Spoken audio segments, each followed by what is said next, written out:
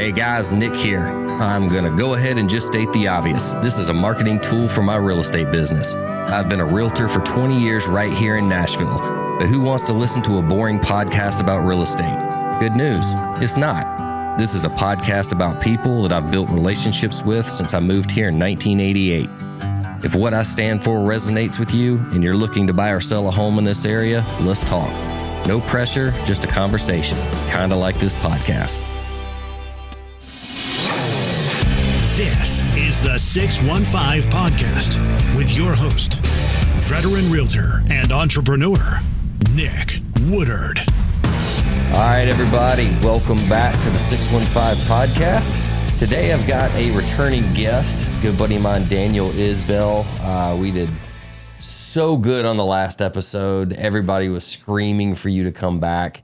And I'm trying to make sure everybody's happy. So. Yeah, all three people, I thank you. And you know. my tens of followers have spoken, and they need Isbell back. So, well, thank you for not butchering my name. You're probably the second person ever to actually get it right. The Isbell. It's always Isabel or I've heard Isbell. You know. And then there's actually a few Isbells here, and two of them are like famous songwriters. And then one of them is the same exact name, Dan Isbell. Who's the big time songwriter? I think it's Reed. Is it Reed Isbell? Yeah. So I randomly got asked like, hey, are you related to these guys? And I was like, not that I know of, you know. And then the other one's Jason Isbell, yeah, the singer. That's who I was. And I was like, hell no. Well, man, for people that didn't catch the last episode you were on, so your client of mine moved here from California. We talked all about that transition. Now that you've lived here for 2 or 3 years, do you consider yourself a local now? Yeah. I mean, even though, you know, you are from Cali, you still bitch about people from Cali moving here. Well, I tell people I've got my y'all card. And it will grind my gears when my friends back home will start using y'all. Like, you know, it becomes, you know, natural. And then I'm like, no, you don't have your y'all card. Like, you can't. Your y'all card. Yeah. I was born with my y'all card. You know, I was born. My dad goes, "Hey, y'all, come take a look at this." Yeah, no, 100%. And it's like in California, like you say, you all, or you know, you guys, or you know, whatever. And so like. But when I grew up, everyone said y'all because we were in the middle of freaking nowhere. And it kind of lost it as I grew older. And then when it came, you know, moved here, I'm like, oh, I can say y'all again. This is great. Like, this is like it's kind of different if like you don't say y'all, you know? And then like that's how you identify if you're not from here, right? If someone doesn't say y'all. Or Ewan. Yeah, 100%. But yeah, I think last time we dove a lot into you know, the business and like how I got here. But I think there's a lot to be said about like living here. Yeah, man. And you know, when we first moved turn here, the reins over to you, man. Let's roll. So when we first moved here, we kind of just grabbed that rental sight unseen, just like full exodus, just grab something, right?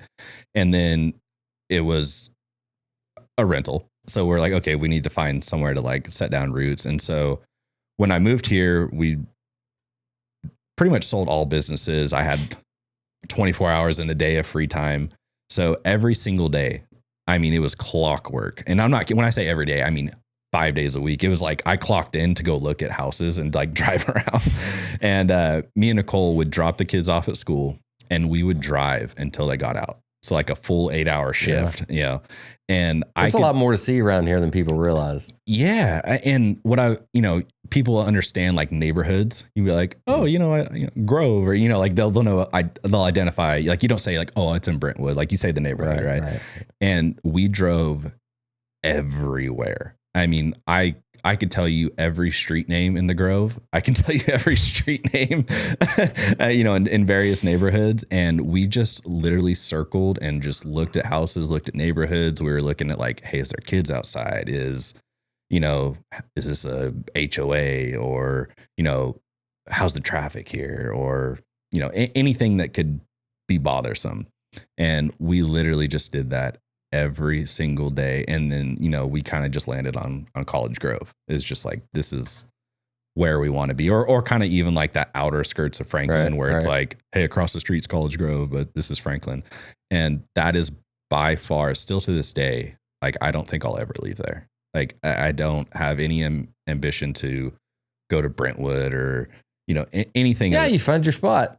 Yeah, I mean, it's easy access. It's like, we're in Nolensville. I'll probably never leave. Like, it fits. It fits our family. It fits the way we like to live. Nolensville is my favorite hometown, like it's the community, the Amish market, like the youth sports is better than everybody, it's a good tight knit community. But if they don't get rid of that single lane road, I think I might just like set a bomb off just so they have to widen you and everybody else. Yeah. So like, when we go play baseball there and it's like, we have a 5 or 6 o'clock game. It's like, oh my God, it's like, I'm here for an hour. Like I'm stuck here for an hour and God forbid you got to turn left. Yeah. It's like, I got to teach you the cut throughs. Yeah, no, I've done that a few times, like where you go around like Annexy and then kind of like go the back way. And then, you don't save any time, but it's the fact that you're moving. Yeah. It helps a little bit. Well, man, now that you're here, I kind of wanted to ask you, what are your spots now, man? Like what's your favorite? Let's start with this, because people ask me all the time, what are my favorite restaurants? What are the places that I recommend? Now that you've been here for a little while, you've kind of got a taste of what we have here. What's your favorite go-to, man? What's your favorite restaurant? So I'm probably the most qualified to answer this because I Uber Eats and DoorDash 3 times a day.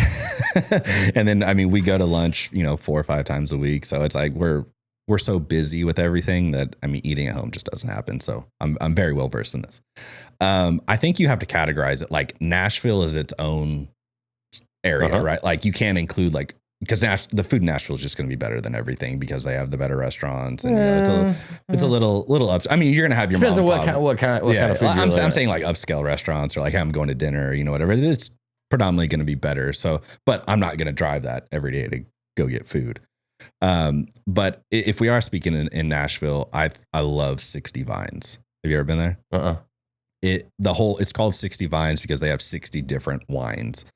And it's on the rooftop of Skydeck. So, up there. And it's just a really chill vibe. But they have probably one of the best steaks I've ever had in my life. And you would not expect it. Like we always go to concerts at the Ryman. And so that's our spot. Like, because you walk down and you're at the Ryman. Yeah. So I've always liked Jeff Ruby's. Oh, yeah. That's a good spot. Ruby's is good. But now my absolute favorite hangout spot. And ask Catherine, like, I don't like to go downtown that much, but when I do, I absolutely love going to House of Cards. Have you not been to House of Cards yet? Not. Oh, Jim, you been there? No. It's like the Magic. I've heard of it. Oh, is that where they do the show? Yes. And then dinner as well? Yeah. So like you literally have to go in the basement of the Johnny Cash Museum. So it feels, like a speakeasy. Mm-hmm. So it's like a secret password. Oh, yeah. And you go down. It's like the red phone booth, Yeah, so you go down and there's magicians from all over the country, all over the world, actually, come down and they do individual private shows and you have dinner. And then there's a main magician that does the feature for the night. Mm. I'll watch that and come home and try to YouTube and figure out how they're doing this stuff. It is incredible. So they're playing with cards. It is absolutely incredible. So I think the coolest place to go downtown is House of Cards, and then maybe grab a steak at Ruby's or Bourbon Steak or one of those.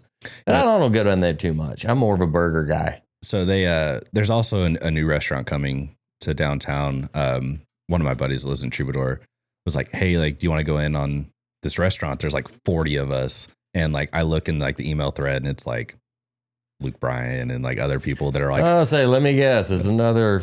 No. $8 beer. Oh yeah, no. It's I want to say it was like Christopher's or something. It's really, really big in LA. And if you go there, it's like, that's where you're going to see like movie stars and like, that's where they go to dinner, but they just want to bring it here. But I was like, okay, you know, I'll try that when it comes. But other than that, there's a really good restaurant downtown called Handcut. You ever been there? Yeah. It's right across from Bridgestone. Mm-hmm. And that is probably the best burger that I've had here. All right. So this is a topic that I'm very passionate about. So I've actually written articles on this, debating the best burger in town. I've been to all of them. Okay. Now that this is going to be our YouTube clip here. Are you going to say Gabby's? Gabby's. It's better than Gabby's. The best burger around. It's better than Gabby's. There's no way. You've lost your mind. No, it's just fact. Gabby's, and then second is no, everybody thinks Pharmacy now. I haven't had that. Buster's in Murfreesboro. Yeah, but then you got to go to Murfreesboro. Like, that's true. I So I went to MTSU. I'm sorry. Graduated there. You didn't even go to college. I don't know why I did. I got into real estate. Yeah. Hey, use that degree, bud. So I love having the debate of the best burger in town. Yeah, I see that quite often on your stories.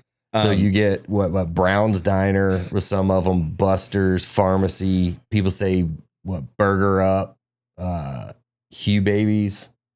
I think those are kind of all the top arguments. It's Gabby's. Culver's. No.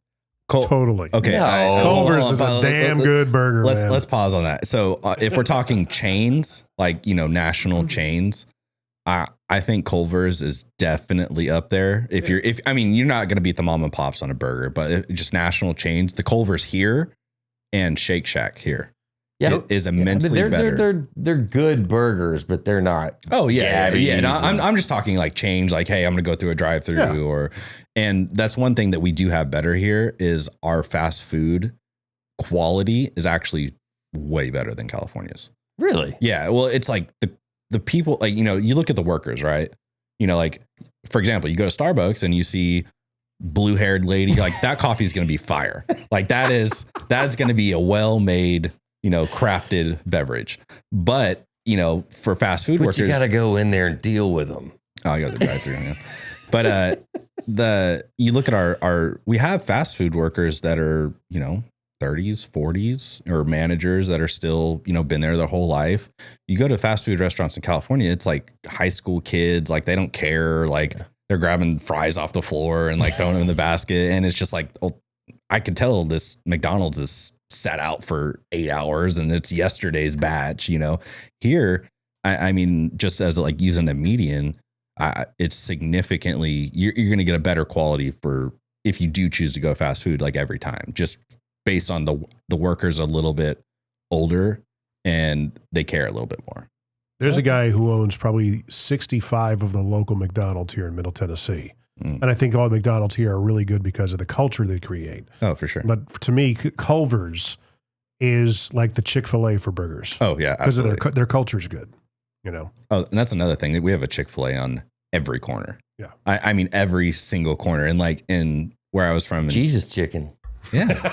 Yeah. Just can't get on Sundays. But in California, like if Chick-fil-A was obviously really good, but we had one in the entire town. And it's like that line is like a mile long. I mean, I know like we tend to crap on California a lot, but you know, you said when you came in here, there's some things that California has, maybe has the upper hand on us here. Now, you having lived there your whole life and then moved here, like surely there's some things that you miss. Yeah. First thing would be the competency of drivers is a lot better there. Like we went to I think it was Urban Market the other day. Yeah, but they're also driving 15 miles an hour, five wide. Yeah. I mean, don't get me wrong, it's gonna take a lot longer to get A to B, but you know, as far as like maneuvers and it's like common sense things. Like I watched a lady 2 days ago do a 27-point turn to back out of a spot, and like she would back up and just and I'm like, oh my God, how did you make it to 40? You know, like you've been driving for 30 years. Like, come on, what are we doing here? And it's like you see that a lot, or like if it we get rain, obviously. Like, we're in the most rain we've ever gotten in 50 years here. Mm-hmm. And people lose their minds. I mean, you're guaranteed to see crashes on damn near every interstate. And it's just like, it seems like, just my personal opinion is like the competency of drivers of motor vehicles here is significantly less. Like nobody cares. They're just whipping in and out, but that creates skill. It's kind of like training, like it's, you got to drive aggressive and, you got to get there. And so it's like everyone's just kind of leveled up a little bit, so it's not a big deal. I mean, I'd rather have safe than not safe, but I'm not as fearful of other drivers there as I am here. Like, I'm not worried about my drive. I'm worried about, Miss Sue Johnson, who's going to crash into me, Another thing, we kind of talked on food a little bit. The food overall is better in California. Like, it's predominantly Mexican food. Like, it's just not close because you have Mexico right there. Like, you're going to have, more quality Mexican food. You're going to have a lot more mom and pop type restaurants over there. And I think we both agree, like, the independent owner is always going to be better than, the food chain. Like, you'll go to Gabby's before you'll go to Culver's, like, just because it's better. And you have a lot more of those. And it's like people that have, immigrated there, that it's like, hey, this is my family's recipe. And I've yet to find like incredibly good Mexican food here. 100%. The Eagleville, the Mexican restaurant in Eagleville, that's by far my favorite. I mean, that's as close as humanly possible. And it's still like 5 steps below California as far as Mexican food. But I mean, it's about as good as it gets for Mexican food. Have you had Cali Burrito? I have not. Where's that at? Spring Hill. So it's about 5 minutes from here. And it's in a little strip mall next to a Publix. And it's California style burritos, that kind of stuff. Oh. It's not bad. I'll be the judge of that. Go check it out. 615 Podcast brought to you by Cali Burrito. Yeah. We get a sponsorship. Let's do it.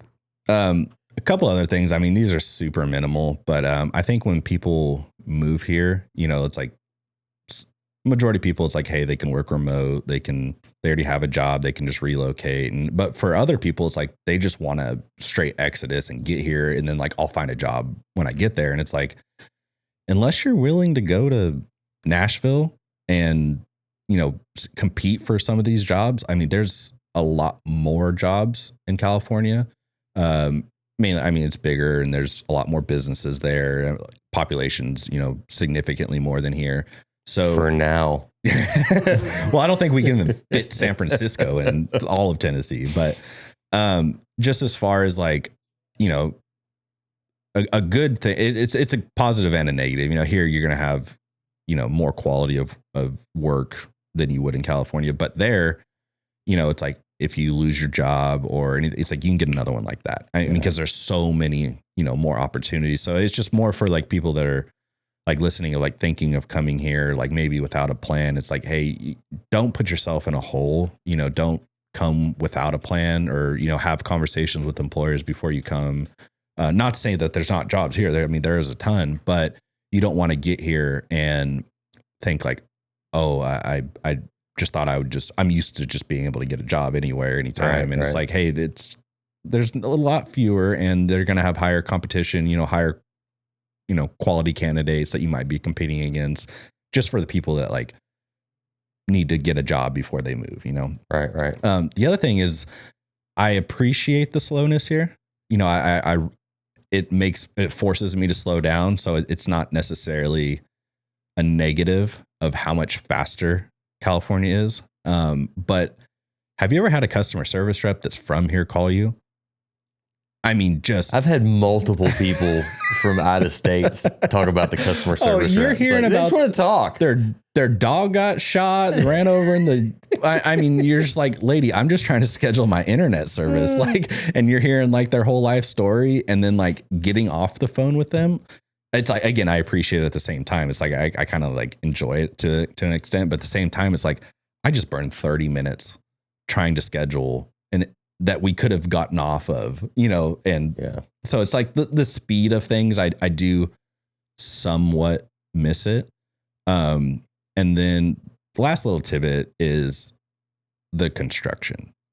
So here we obviously don't have the labor pool that, California does, because Mexico is right there. And there's just, a trade for like tile or concrete. I mean, it's literally like there's a million of them. But doesn't it take forever there as well because of bureaucratic stuff? Yes and no. It just depends on the type of project it is. Like here, just give you a little background on construction, is like here we have 3 licenses for construction. I mean, at all. There's a residential, commercial, and then like industrial. And if the project is under $25,000 in total cost, you don't need to be licensed, which is kind of scary at the same time. It's like, I don't want some guy who's not licensed doing my electrical. Right. So, you kind of have to pre-vet, as opposed to there's 57 construction licenses, and it's much harder to obtain there. Here it's an open book test. I'm licensed. I guess there's pros and cons to that. Yeah. But there, the speed of the workers is 20 times that. I mean, that's the one thing I will tip my hat to the construction industry in California, is it's significantly faster. Yeah, you're right. You got to get past the red tape first, but once the red tape's done, I mean, it's just not even in comparison. Like, I can remodel my whole house and it's actually like significantly cheaper there because you have so much competition. The price drives down. Right. Here, it's like we have 3 concrete companies, and it's like, everyone's kind of like same price. Let's get back to talking more about, things that you enjoy doing here. You've got kids, and what are some of the things that your kids enjoy doing? That we get people that come here, from other states all the time asking, "Hey, Nick, where can we take the kids?" Like, I enjoy, you can go to the Sounds baseball games in Nashville. I remember back in the day when it was in the old stadium, we could go over there and get $2 beers and $1 hot dogs and just stay the whole day and enjoy yourself. That is one thing where I think public safety is a big thing here. And, going out in California, if you go take kids somewhere, it's like, stay by me at all times, right. Like, you're really cautious and big crowds. And here you kind of have that level of security. So you're also willing to go do more. So in here, there's so much more to do, because in California, it's like, it's kind of all isolated. It's like, I got to go to LA, or, I got to drive 2 or 3 hours to the beach, or, it's everything that's cool is far away unless you live there, but you don't want to live there. Right. Here, I love, Opryland and Christmas time. My next question was going to be, have you experienced the insanity of the Opryland Hotel at Christmas time? Oh yeah. It's like, it is pure madness. Yes. But like, where else can you go where it's like, hey, it's this hotel that's here, and there's a like river in the middle of it that you can do a boat ride. There's an indoor water park that's heated in, Christmas time. Yeah, sound waves. Yeah. And then Catherine's actually taking the girls there. I'm taking Kaden out of town this week, and they're going to go stay the night one night. We're supposed to go before summer's up. And then, they have that sledding hill that's like built out of snow. You can tube down, ice skating, bumper cars on ice. And then they have the ice sculpture thing. I'll never forget one year, my middle daughter, Emmy's in competition cheer.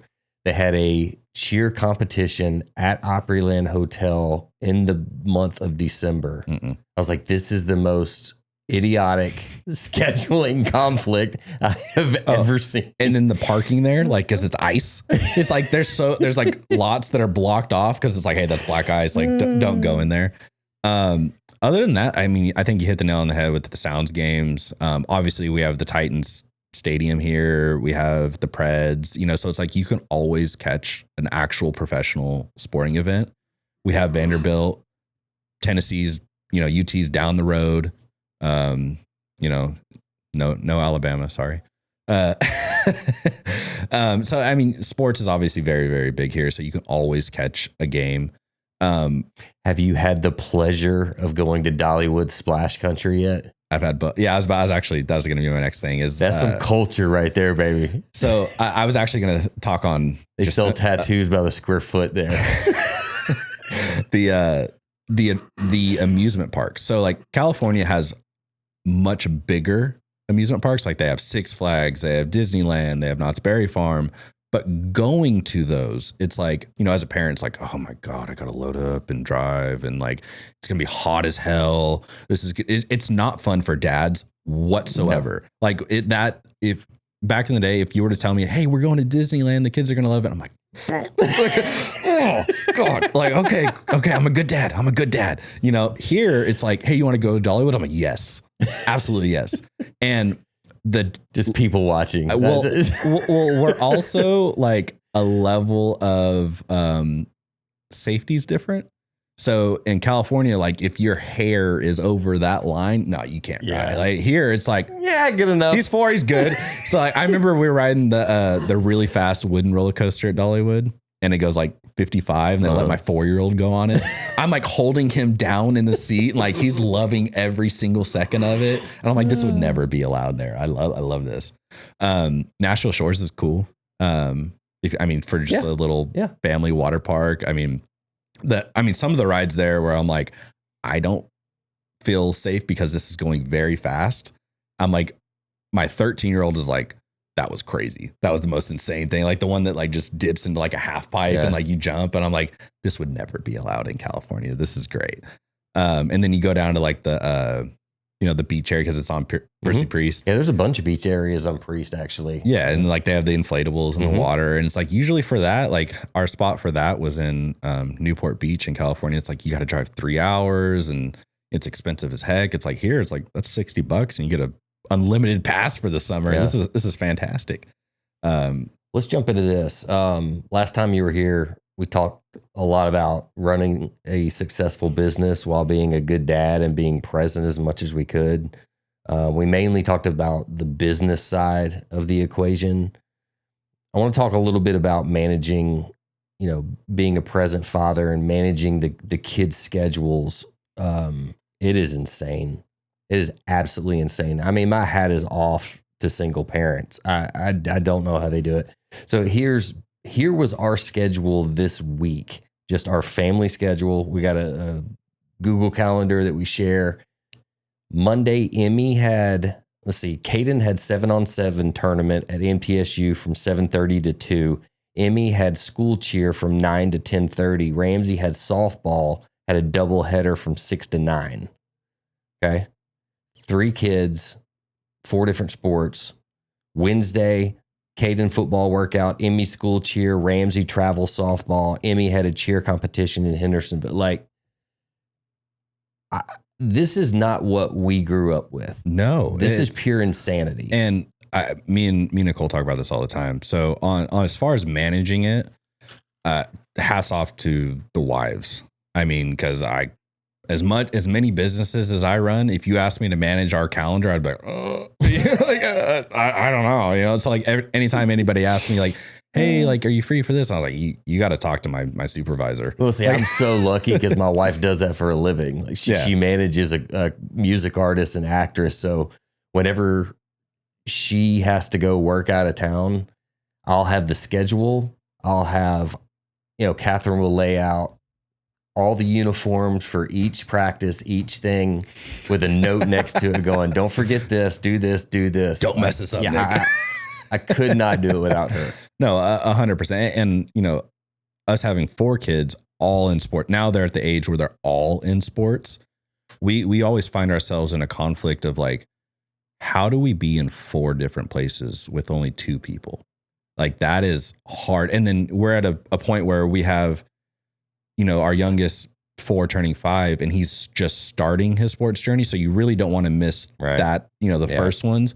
But then we have our oldest who's 13 where, playing middle school ball is not a guarantee here because we do tryouts and cuts and there's 180 kids trying out. It's like, you've got to be an elite athlete to make those teams. And so he's kind of at like the end of like the rec ball period. And so it's like, do you sacrifice the first time you're ever seeing them, or do you sacrifice the last time you may ever seen them? Yeah. And so we're like, that is our biggest like deadlock. And then you have our middle athlete who's probably the best out of all of them. It's like, well, I want to go see her dominate, like I want to see her just tear these girls up. And so it's like, we're always finding ourselves like, okay, like, are we splitting? And so we always have to split, which I hate, like I just want to watch with my wife, our kids play sports. And it's just pure chaos. Cause I don't remember growing up like that. Like I remember like you had seasons, it's like, okay, I did football and then I did basketball and then I did baseball and track. And it was just like, you did one after the other and you just did after school and you went home. And here it's like, you're at a damn ball field till 10 o'clock. Constantly. I mean, and then, we play 14U for baseball and it's like, those games don't start until like 7:30. Then you have a doubleheader and you're in Bethesda till 10:30 yelling at umps. But also the crazy thing is like, we do so much in the afternoon with sports when we have days where we don't have it. I'm bored to tears. Oh, yeah. I was at home last night. I was like, I wish we had a game tonight. We actually, it's so funny you said that, is we had because I coached 2 basketball teams. And we were kind of at like a dead spot during winter, is like after it snowed and stuff got canceled. And then they were kind of starting the county tournament back up. Mine and Nicole's date night was we went and scouted teams that we were going to play. So we were like, hey, do you want to go to Thompson Station and watch the tournament?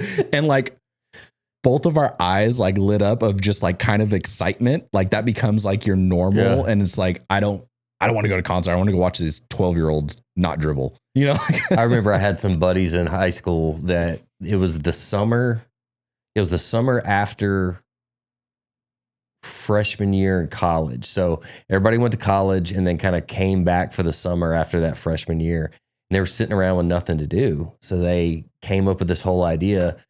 They would go to Little League baseball games and sit out in the outfield behind the fence line and gamble on the games. That's fantastic. Kids out there. That is fantastic. Hey, number 12 is going to make an error. I got $5. He's been dropping stuff all day. Yeah, no, but it is pure chaos. And so I'm not used to also like 2 baseball seasons in a single year. Mm-hmm. Like that's definitely a South thing, so it's like you got fall ball and then which is just practice for spring ball. And then you got to have a private, lessons in between. Of course. And then basketball is huge here for, like our county programs like that. It's by far the biggest out of all the sports, which I didn't expect. Then of course Southwest football. So it's like everything kind of stops during football season. And so it's like, you're just in the thick of it at all times. So I made a little list here. What are some tips you can give parents that are running kids all over the place, different sports? And this comes from experience. Like I've learned some things along the way. Always have extra hair ties for my girls. I cannot tell you how many times we have gone to the ball field and she forgot her hair tie. So that's one thing I learned, get a big sack of hair ties, tons of extra snacks. I even have a spare glove and helmet for Ramsey's softball because you know how this goes. I took her, just say her mom took her to practice one day. Left it in your car. Left it in the car. And then now she's in Mount Juliet at cheer. Ramsey doesn't have her softball stuff. So I now have extra stuff in the car for when that happens. So this was a big struggle for me because as a dad, like you're always like kind of like cheap. You always just like, I don't want to spend, when I don't have to. It's just like in our DNA, right? But we learned to get 2 of everything. Exactly what you said. So it's like we had to, our 4 and 5-year-old are still in the booster seats or whatever. So it's like, we got to have some for that. Got to have some for that. Got to have some on the side by side. Cause I'm not switching those every time. Like if you got to take them, I'm not taking these ding things out and, put them out. And then, for baseball, it's like, okay, like these bats are $400, but I got to have 2, which is ridiculous because if he goes with you, like he's 13, he's gonna forget his hat if he doesn't remember, forget his head if it wasn't attached to his body. That's what I said. Me and Catherine can never get divorced just because I couldn't manage that. Like that situation alone would keep us together forever. Oh, 100%. But as far as tips, I would say think about all of the stuff that makes you uncomfortable while you're watching these sports and then go solve that. So like when we roll up, like we are prepared. Like we have, like our Yukon is literally like a storage of like a Dick's Sporting Goods. Like it's like we have the pop-up tents, we have the nice rocker chairs. Oh yeah, it's like college game day around here when we go to these games. I have neck fans that I bought on Amazon. I have a portable fan that I'll go put at the dugout for like the kids. I have SEC. It just means more around here. Yeah, it just means more. Yeah, I have like the big Stanley things that I could put like the kids like ice cream or Otter Pops or whatever. Yeah. And so it's like you're trying to watch the game, just take something. Just leave me alone. Let me watch the game. But just think about all that goes in because it is a big deal here. You're gonna be in the car a lot, especially if you have multiple kids. And then I think it might be slightly off topic, but I think there's a lot of pressure on these kids here. Yeah. I mean, it's almost kind of like a job for them. I mean, their schedules, we talk about what sucks for us, but like for them, it's like you're kind of throwing them into like the hustle and bustle of like kind of being an adult, but like just for sports. And right. it's fun when they're playing it, but it's like, okay, I got to go to, hitting practice. I got to go to this. I also think that develops characteristics. Oh, 100%. Yeah. I'm all for it, but it's like balance of like, do I let them be a kid and enjoy? Right. It's like we talked about last time. Yeah. At what point do you just, hey, you don't have any responsibilities. You're a kid. Enjoy this. Or, compare that to, hey, this is life. You have expectations. You have to work hard. You have to put in the practice, put in the work if you want to become somebody. And then where I was kind of going with that is I think a lot of parents here put so much pressure on their kids. Right. I mean, I see it at every court, every ball field. And I was this dad at first because I'm the most competitive person on planet Earth. And I guess I thought my kids were like Michael Jordan and stuff, but I see that they don't have the same genetics. Yeah, no, a little different. So, I see it everywhere. And this is something that me and Nicole have really tried to hone in on and just be supportive of, like, not, if a kid has a bad game, they always do, like inside, you're like, just stop, catch the ball, stuff like that. Catch the ball. Box out, stuff. But we've really tried to dial it back and just be supportive of like, hey, like, what'd you think of the game? Like, were you happy with that? Well, speaking of on that level, having multiple kids, each kid handles coaching completely differently. Mm-hmm. Like my oldest and middle one, we could chew them up and down. They're going to fix the problem and become better. Mm-hmm. Ramsey, I can't do that with. Yeah. Ramsey's one that I have to coach and talk to completely different, way more encouraging, less barking at her because she can make a mistake, which is like a fundamental error. And if I say anything, she's coming down even further. Yeah. And it also varies between like boys and girls too. So it's like Maddox is 13. I can be like, what are you doing? You're like, you want to go home? You want to stop? Like, come on, get your head in the game and like, let's get after it. And it's like kids have off days, it just is what it is. But him, I can just be like, do this, do it now. Yeah. Kendall, who's my most athletic out of all of them, and it's like not close. I mean, she's always a top, 2 kid on every single sports team she's ever played. And she does very, very well. But, there's times where like she'll kind of like get in her head or, other little stuff where like I can't go to her and be like, Kendall, get it together. I have to be like, hey, like, calm down. It's okay. It's cool. And it's like, it's total opposites. But like the coach in me is like, get it together now, right now. Well, I wanted to go to one more topic here. You had mentioned it last time. And I think it's something that, as guys that, not to get soft, but, business owners and fathers and trying to be present and trying to do all the things, men's mental health, that's something that we don't openly talk about much. Right. That we have to be everything for everybody, try to put a lot of our needs aside in order to provide for other people. What are some of the things that you struggle with on the mental health side of things? I mean, I'm probably like, when you figure it out, when you solve the riddle, like, please let me know. Like, I mean, nobody's got it figured out. And I'm still to this day, I mean, I'll humbly say, like, I'm very, very bad at balance, and I'm terrible at, focusing on things that like truly matter. And it's like we know that, but it's like, I don't know if you heard the expression, like, there's a million things going on in a man's head compared to like everybody else. It's like, we have to balance guiding your kids, loving your wife, doing right by God, financial aspects of it, paying bills, hustle and bustle. It's like, we are solely responsible for, majority of all of those. Like, yeah, like we have wives' helps, and I'm not trying to discredit that, but it's like, at the end of the day, you're bred and designed to be the provider and the protector. Yeah, it's like we want to bear all of the burdens so our family doesn't have to. Of course, and that's the biggest struggle, is because like that at some point gets a little heavier, and it just starts to get heavier and heavier and heavier until like, you either have a breakdown, or, you're by yourself. I mean, there's so many times, I mean, I've just business wise, I've had so many ups and downs. Like, I've been the most fortunate, and I've lost it all, and it's like during the time period of like, when I lost it all, man, I gained like 60 pounds. Like, I was just not my best self. I remember just staring at the ceiling at night, like, just, what in the hell do I do? Like, how do I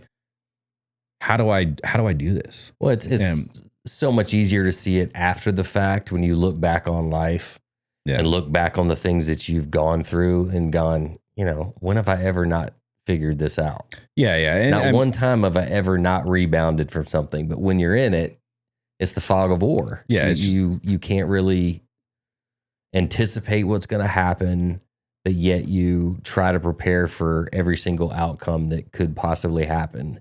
In the end, you're going to be okay either way. Oh, 100%. I mean, you kind of just got to remind yourself of like who you are and like what got you there. And, like it's, and I'll kind of put it back to God, is, here in the South is one thing that's a lot different as well, is like, there's a church on every single corner, and people have, I hate to say it, but like they have more faith, and it's this one thing that we, me and Nicole, have like seriously been so appreciative of, is, our closer relationship to God since moving here.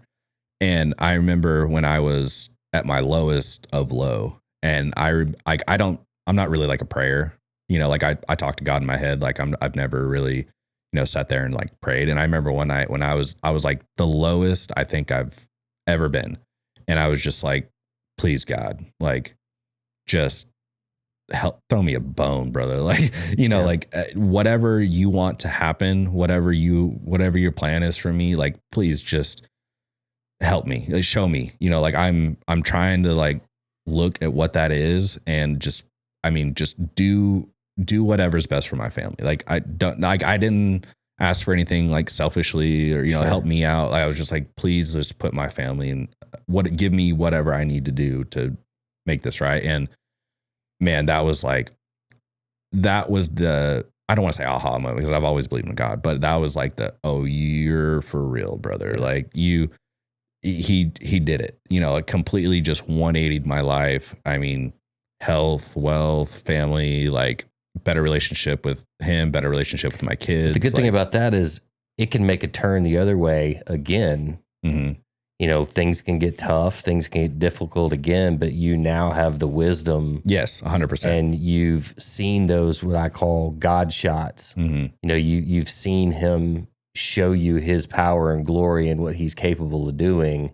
And so now the next time something challenging falls into your lap, you're going to see it completely different. I got it. Yeah, absolutely. Like, hey, I got it. He showed me what's actually important. I got it. He's got it. Yeah. He helped me get it, Yep. And it's like, you look at the things that are truly important, that actually matter. And you just, instead of focusing on the negatives, which we all let kind of bring us down, like, you still just look at the positives and like, okay, like, I have healthy kids, I have a healthy wife, we have food on the table, like, we have this, like, I'll handle that. I'm just going to focus on, the core stuff. How do you become comfortable with being uncomfortable. Oh, 100%. I think the only way to truly be okay in those moments is because you've been through it in the past. Yeah, you have to go through it. Like, it's not, I mean, the first time's going to be hell, you know, and you're going to learn some stuff about yourself that, you know, you probably didn't know. Well, in the Bible, they talk about, you know, you ever heard of being in the wilderness? Mm-hmm. So basically being in the wilderness is when God strips you of everything that you rely on that's not him in order to quiet your mind and your soul for him to come in and show you him. Oh, 100%. And so the funny thing is, having gone through the wilderness a couple times, you know, it's very scary when you first go through it, because God will strip people out of your life. You'll be in a place where you feel lonely, where you feel disconnected from people. Your friends will kind of pull back and you won't really understand it. And then once God reveals to you what it is he's wanting you to see, your circumstances change. Now, the funny thing is when you go through the wilderness multiple times, you know, now when I feel like I'm going through the wilderness, first thing I do is go, all right, God, I know what you're doing. Help me figure this out quickly. Yeah, quickly, please. Yeah. I've been here, done it. I know what you're doing. No breadcrumbs. Let me get out of your way. I'll do it. I quickly. But kind of back to the whole, you know, how do you do everything a man's supposed to do? Again, humbly, I'm not the best at this. I am not, still have not figured it out. But one thing I'm actively working on is I probably have like the best wife on the planet Earth. You know, like, she's a lot better than you. Yeah. Hey, I tell her though, like, hey, I pulled you when I was 130 pounds. I had a Jew fro, like buck teeth. Like, okay, I got some game. All right, chill. But I've trying to focus on like that relationship, like inside the home with your wife is probably the most important, because that's what the kids see. That's right. That's like the core foundation of inside your home. And it's really, really crucial to have that foundation for all of the other things that come into our life, whether it's work or bills or kids' sports or whatever. It's the foundation's got to be there. Right. And it's still, again, I'm not fully perfect on this, but I've learned, you know, when I was going through in the wilderness, is like, okay, like home's the most important. That if home is okay, everything else kind of like will just kind of work itself out. And then to kind of turn it a little less soft. It's one thing that I've actually noticed different here is people's relationships are just a little bit better here. Deeper is deeper is a much better word. And here, I mean, you will still see divorce, of course, it's everywhere, but I've noticed that everyone typically kind of stays together or figures it out together here. And that's, you know, definitely the people you want to surround yourself with. Learn to fight. Yeah. And it's like, you know, where we're from, everybody gets divorced. I mean, I can count on one hand of people that I know that like stay together there. And so that's one thing here. Well, it's like you surround yourself by those people that kind of, you just start to adopt it, you know? And I also think, you know, we kind of spoke about like, you know, stuff to do here, you know, it's whatever. It's like, there's a ton of stuff to do on date nights. I mean, a ton of stuff. I mean, you got to find time after kids' sports. And that's the hardest thing for us. I'll be the first to admit is, okay, separating from, you know, my work, Kat's work, the kids, different sports, like where is that time? And that's where we struggle. Oh yeah. Is finding that time. Now, Caden being able to drive now is an absolute game changer.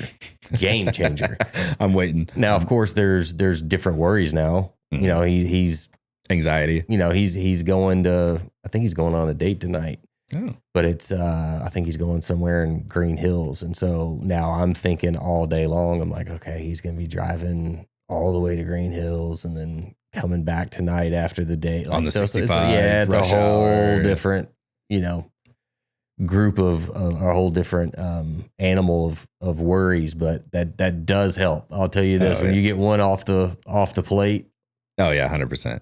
But where I was kind of going with that was there's more opportunity to reconnect with your wife, which I think is super important. And again, you got to find the time. You got to force the time for it to happen. But one of my favorite things is, hey, we're going to get an Uber tonight. We're going to go eat at 60 Vines. We're going to have a dinner. And then we're going to walk down and we're going to catch one of our favorite country artists at the Ryman, which is the best venue in the world. Yeah. Nothing beats the Ryman. We're going to get absolutely shit-faced. And we're going to, we might even just go to one bar on Broadway after, just me and her. And then we're going to get some crappy street hot dogs after. And then we're going to go home.